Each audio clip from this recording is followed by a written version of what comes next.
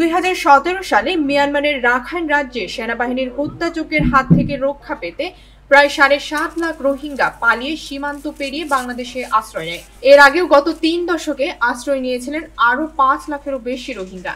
বর্তমানে উখিয়া ও টেকনাফের 33টি আশ্রয় শিবিরে নিবন্ধিত রোহিঙ্গার সংখ্যা 12.5 লাখ। নিবন্ধনের বাইরেও আরও কয়েক লাখ রোহিঙ্গার বসবাস করছে এসব ক্যাম্পে। কিন্তু গত 8 বছরে একজন রোহিঙ্গাকেও ফেরত নেয়নি মিয়ানমারের সরকার।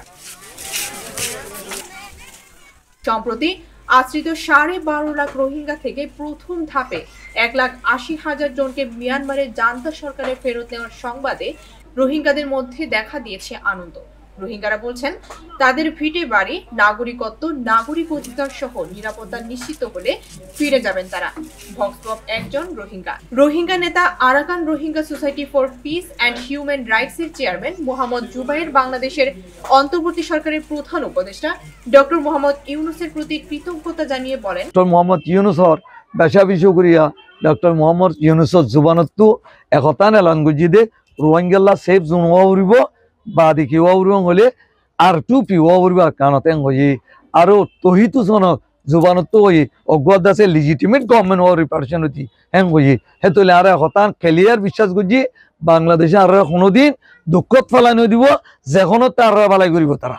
গতকালকে প্রথম শুনলাম যে 1,80,000 যে 8 লাখ রোহিঙ্গাদের তালিকা দেওয়া হয়েছিল, তার মধ্যে 1,80,000 রোহিঙ্গাদেরকে মিয়ানমার সরকার ফেরত দেবে।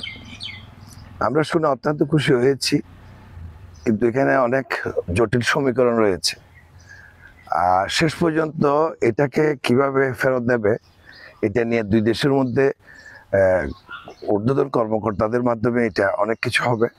তারপরেও আমরা আশাবাদী ছিলাম, এখনো আমরা আশাবাদী যে শুধু 1,80,000 নয়, একবার যখন আপনার প্রক্রিয়া আরম্ভ হবে আমার মনে হয় ইনশাল্লাহ সমস্ত রোহিঙ্গা যারা আছে তাদেরকে এই সরকার ফেরত দেবে। থাইল্যান্ডের রাজধানী ব্যাংককে বিমস্টেক শীর্ষ সম্মেলনের ফাঁকে শুক্রবার একটি বৈঠক করেন প্রধান উপদেষ্টার রোহিঙ্গা সমস্যা বিষয়ক বিশেষ প্রতিনিধি ডক্টর খলিলুর রহমান ও মিয়ানমারের জান্তা সরকারের উপপ্রধানমন্ত্রী ইউ থান শিউ।